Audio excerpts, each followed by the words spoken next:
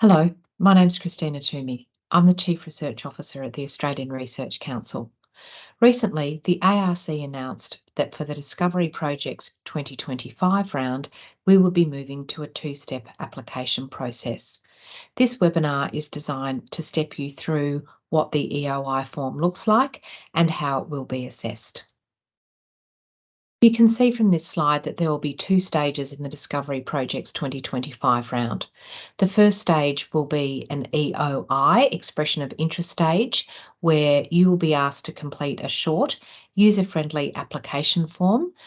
It will be assessed according to two criteria. The first criteria relates to the investigator or investigators, the team. That will be assessed at 30%. And then the second 70% will be an assessment of the project itself. This EOI form will be subject to an expedited assessment by up to 3 members of the College of Experts, and then a smaller number of applications will be invited through to submit a full application after shortlisting at this stage. The second stage of Discovery Projects 25 will be a streamlined full application form. Once you've been invited to submit a full application, the process will be a lot more familiar to people who've applied for a Discovery Project grant before. The assessment criteria are largely the same as previous rounds.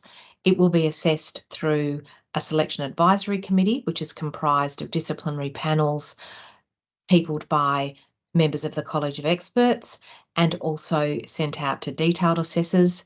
You will receive your detailed assessment reports, have the opportunity to present a rejoinder, and then the Selection Advisory Committee will take all of that information into account, including their own assessments, and ultimately come up with a funding recommendation. But today we're going to be looking more closely at the unfamiliar elements of this process, which is the expression of interest form. The expression of interest form means that your preliminary application for a Discovery Project grant will be reduced from the current page range of around 27-30 pages to about 5 pages for a sole Chief Investigator project. This form comprises 3 parts. Part A is the administrative summary, Part B are the participant details, and Part C is the project summary. Most of the participant details will autofill from your RMS profile, particularly details about your qualifications, about your employment, and about your research load. You will have to indicate on this form the time commitment that you intend to devote to this project. This part of the form also features a streamlined rope section. We encourage applicants to read the rope statement on the ARC website before filling out this section of the form. If you have a career interruption, you will need to fill in this information, which will be certified by your DVCR. The total period of career interruptions will be visible to assessors. You will then be asked to complete a section about career highlights, asking you to outline up to 10 career highlights, including a short context statement for each where relevant. Then there's another section where you fill in details of your career and contributions to the field. And that includes evidence of high quality outputs, collaboration, and excellence in research, training and mentoring where that's appropriate. And you'll have 200 words to complete that section. You'll also be asked to identify how many PhD, Masters and Honours students you have completed. There's another section that asks you to provide your research outputs context, where you have 200 words to provide clear information that explains the relative importance of your research outputs in the context and parameters of your own discipline. Finally, you'll be asked in this section to provide a list of up to 10 career best research outputs that also provides clear information regarding the research impact of those outputs, and you'll be given about 20 words to make that annotation on each of those research outputs. If you have a partner investigator in the project, important that you list it here, and they will be asked to provide a 1-page CV. They will not fill in a rope section, but a partner investigation provides a 1-page CV that is uploaded at this section of the application. It's very important for applicants to note that all of this information will be locked if you are invited to submit a full application and you have been successfully shortlisted. So the team that you put forward at the EOI stage is the team that will be carried forward into full application, and no amendments to that team will be possible. That information will be locked in the application when it's carried forward to full application if you are successful in being shortlisted. The next section of the application form is the project description. This is much shorter than you're used to. You're only given 2 pages to really pitch your idea for the project. We do ask you at this point to answer 5 questions. You really need to describe for assessors how the research will address an important gap in knowledge or address a significant problem. You'll be asked to outline the key research questions of the project and the methods and conceptual theoretical framework that will be used to begin to answer them. We also ask you to indicate what you anticipate will be the new knowledge that will be created by the project. And importantly, we ask you to outline how the research will result in economic, environmental, social and/or cultural benefits to Australia. You have to develop this as a pitch. It needs to be 2 pages long. We ask you to provide clear and concise answers to this question, and this will constitute 70% of the assessment of the EOI. So it's a very significant part of the EOI process, and it requires clarity for you to convey the essence of your research project, the excitement of it, the innovation of it to the assessors. Now I'm going to talk about how each expression of interest will be assessed. Each EOI will be assessed by up to 3 members of the College of Expert according to best disciplinary fit. This is why it's very important that your 6-digit FOR codes included on the application are as accurate as possible, because that is the basis on which your application will be matched to a disciplinary expert. Each college member will assess up to 50 or 60 applications, depending on the number of EOI forms that we receive. They will then assess each application according to the 2 assessment criteria, which are 30% for investigator or team and 70% for the project description.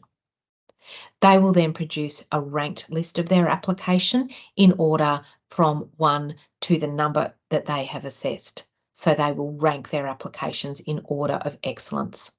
After that process has taken place, approximately 1,000 applications will be shortlisted and invited to submit a full application. The assessment criteria for the expression of interest will be 30% on investigator and 70% on the project itself.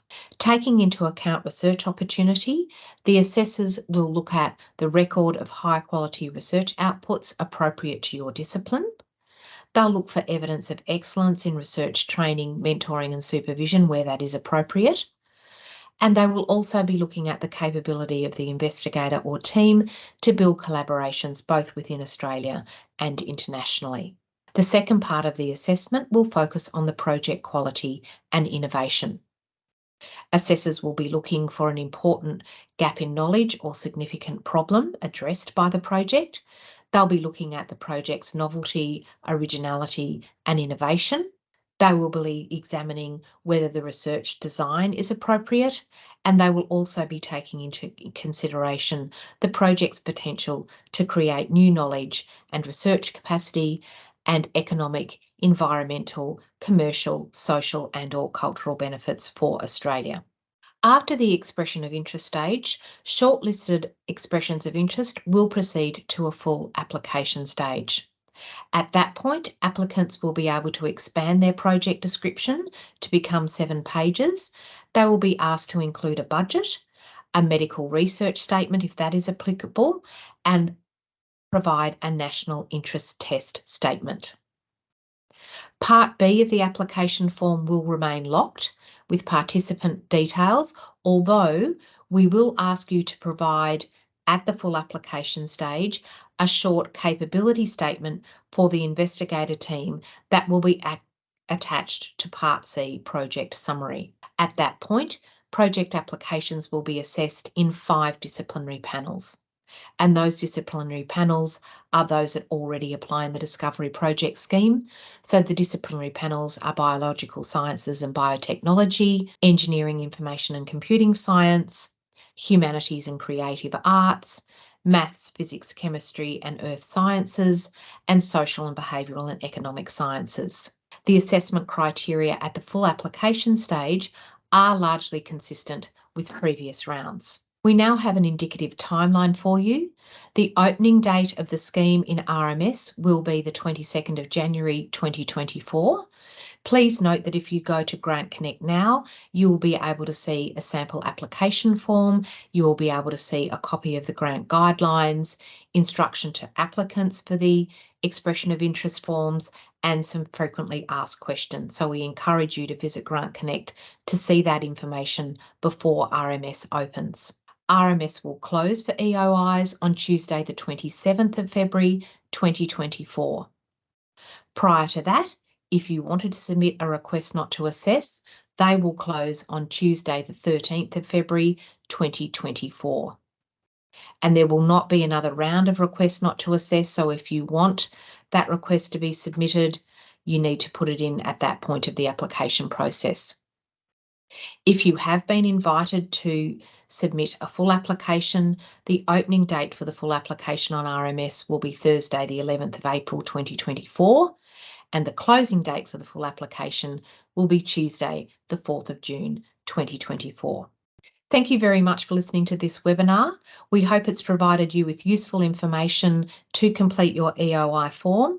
We encourage you to access all of the other information that is available via the ARC website and via Grant Connect, and we wish you all the best with your EOI application. Thank you.